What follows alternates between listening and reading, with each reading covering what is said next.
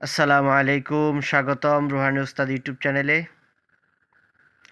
আজকে খুবই গুরুত্বপূর্ণ একটা তদবির দিতে যাচ্ছি। সেটা হলো পাওনা টাকা উদ্ধারের একটা আমল এবং তদবির। এই আমলের মাধ্যমে আপনারা আপনাদের পাওনা টাকা উদ্ধার করতে পারবেন। সম্পূর্ণ ইসলামিক একটা আমল। এই আমলটা আপনারা করবেন। তো পাওনা টাকা ধার দেওয়া মানুষকে, এটা ইসলামের মধ্যে অনেক বড় একটা ইবাদত। একজন মুসলমান আরেকজন মুসলমানের উপর এটা একটা হক, যে একজন মুসলমান যদি কোনো বিপদে পড়ে, তাহলে ওই মুসলমানের সাহায্য করা, তার বিপদে এগিয়ে আসা, এটা ইবাদত। তো মানুষকে ঋণ দেওয়া এটা একটা ইবাদত। আপনি যদি কাউকে তার বিপদের সময় ঋণ দিতে পারেন, তাহলে এটা কিন্তু অনেক বড় একটা নেকির কাজ। তো বর্তমানে এই নেকির কাজটা মানুষ করতে চায় না কেন? আপনি নেকির কাজ মনে করলে তাকে আপনি ঋণ দিলেন, কিন্তু যাকে আপনি ঋণ দিলেন ওই লোকটা যথাযথ সময়ে আপনার ঋণের যে টাকাটা, সে টাকাটা কিন্তু আপনাকে ফেরত দেয় না এবং বিভিন্ন ধরনের অজুহাতে ঘুরাইতে থাকে। এই কারণে এই আবাদতটা থেকে মানুষ এখন বঞ্চিত হইতেছে, মানুষ এখন ঋণ দিতে চায় না। কোরআনের ভিতরে আসছে যে হাল জাযাউল ইহসানি ইল্লাল ইহসান। ইহসানের প্রতিদান ইহসান ব্যতীত আর কি হইতে পারে? আপনি যদি কারো কাছ থেকে টাকা নেন যে আমি এতদিন পরে দিব, 1 মাসের ভিতরে দিব, 2 মাসের ভিতরে দিব, তাইলে আপনি যদি ওই সময়ের ভিতরে টাকা আপনি তাকে ফেরত না দিতে পারেন, তাহলে ওনার কাছে আইসা আপনি বলে যাবেন যে ভাই, আমার তো এই সমস্যার কারণে টাকাটা আমি দিতে পারতেছি না, বা অমুক জিনিসটা আমি দিতে পারতেছি না, আপনাকে কয়েকদিন পরে দিব। না, এগুলো আর করা হয় না। এখন কাউকে টাকা দিলে ওই লোককে আর খুঁজে পাওয়া যায় না। দোকানদার যদি কাস্টমারকে মাল বাকি দেয়, তাহলে ওই কাস্টমার আর দোকানে আসে না। এগুলো করা ঠিক না। তারপরেও অনেকের কাছ থেকে অনেকে ঋণ নেয় বা ধার নেয়, নেওয়ার পরে ওই টাকাগুলো আর দিতে চায় না। তো এই তদবিরগুলা সচরাচর কিতাবে খুব একটা পাওয়া যায় না। তো আমি একটা তদবির পাইছি। তো ওই তদবিরটা এক্সির খুবই পাওয়ারফুল একটা তদবির এবং আশা করি কার্যকর হবে ইনশাল্লাহ। তো ওই তদবিরটা আমি আপনাদেরকে দিয়ে দিতেছি। তো অনেকে বলেন যে পাওনা টাকা আদায়ের তদবির দেওয়ার জন্য, তো তাদের জন্য আজকে এই তদবিরটা আমি দিয়ে দিতেছি। আপনারা এই আমলটা করবেন, ইনশাল্লাহ আপনারা উপকার পাইবেন। আমার জন্য দোয়া করবেন।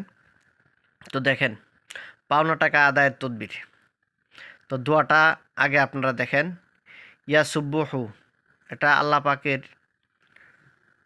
পাকের নামই এগুলো। ইয়া সুব্বুহু ইয়া কুদ্দুসু ইয়া গফুরু ইয়া ওয়াদুদু। ঠিক আছে, ইয়া সুব্বুহু ইয়া কুদ্দুসু ইয়া গফুরু ইয়া ওয়াদুদু। তারপরে দেখেন অনেকে আরবি পারে না, এই জন্য আমি বাংলাতে উচ্চারণ সহ বাংলা উচ্চারণ এখানে লিখে দিছি। দেখেন, ইয়া সুব্বুহু ইয়া কুদ্দুসু ইয়া গফুরু ইয়া ওয়াদুদু।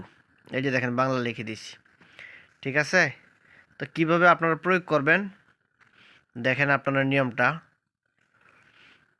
তো আপনারা পাওনাদারের কাছে যাওয়ার সময়, যে সময় আপনারা ঘর থেকে বের হবেন, যার কাছে আপনি টাকা পাবেন বা যে কোনো জিনিস আপনি পাবেন, ওই জিনিসটা সে দিতেছে না, শুধু টাকা পয়সার ব্যাপারে না, আরও অন্য কোনো জিনিসও যদি থেকে থাকে, ওই বিষয়ে আপনারা এই আমলটা করতে পারবেন।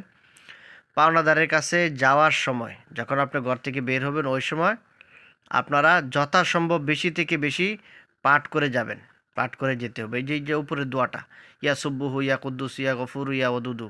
আর পাঠ করার সময় যে জিনিসটা আপনার স্মরণ রাখতে হবে, সেটা হলো আপনি কোন বিষয়ে এই দোয়াটা পড়তেছেন, এই বিষয়টা আপনার নলেজের মধ্যে রেখে, মাথায় রেখে আপনি পড়তে থাকবেন। যে নিয়ত করে যে অমুকের ছেলে অমুক, তার কাছে আমি যে টাকা পাই, এই টাকাটা যেন সে দিয়ে দেয়, এটা নিয়ত করি। বা যে কোনো জিনিস পান, ওই জিনিসটা যাতে ওই লোকটা দিয়ে দেয়, এটা আপনার মাথার মধ্যে খুব শক্তভাবে রেখে তারপরে আপনি দোয়াটা পড়বেন। আচ্ছা, ঘর থেকে বের হওয়ার সময়, পাওনাদারের কাছে যাওয়ার সময় আপনি যথাসম্ভব বেশি বেশি পারেন, এটা নির্দিষ্ট কোনো সংখ্যা না, আপনি যত সম্ভব পারবেন একটু বেশি বেশি পড়ে তারপরে আপনি বের হবেন। রাস্তা দিয়ে যাওয়ার সময় আবার আপনি এটা পড়তে থাকবেন।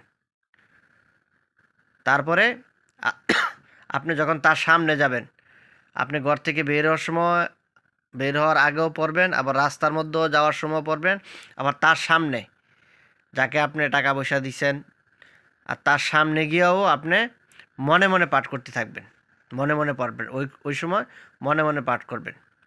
সে কথা মাথায় রেখে বেশি বেশি করে পাঠ করবে, তবে তার দিল নরম হবে, সে টাকা দেওয়ার জন্য রাজি হয়ে যাবে, তার দিলটা নরম হবে। এভাবে আপনারা আমল করবেন ইনশাল্লাহ। আপনারা বেশি থেকে বেশি এই কথাটা চিন্তা করে আপনি এটা পড়তে থাকবেন, এই দোয়াটা পড়তে থাকবেন। ইয়া সুব্বুহু ইয়া কুদ্দুসু ইয়া গফুরু ইয়া ওয়াদুদু আপনারা জাহানের মধ্যে রেখে, মাথার মধ্যে রেখে বিষয়টা আপনারা পড়তে থাকবেন। ইনশাল্লাহ ভালো আপনারা রেজাল্ট পাইবেন, আপনাদের টাকা পাওনা টাকা উদ্ধার হবে ইনশাল্লাহ। তো বন্ধুগণ, আমার জন্য দোয়া করবেন, চ্যানেলটা সাবস্ক্রাইব করে রাখবেন। আরও সুন্দর সুন্দর ভিডিও আমি আপনাদের জন্য নিয়ে আসবো ইনশাল্লাহ।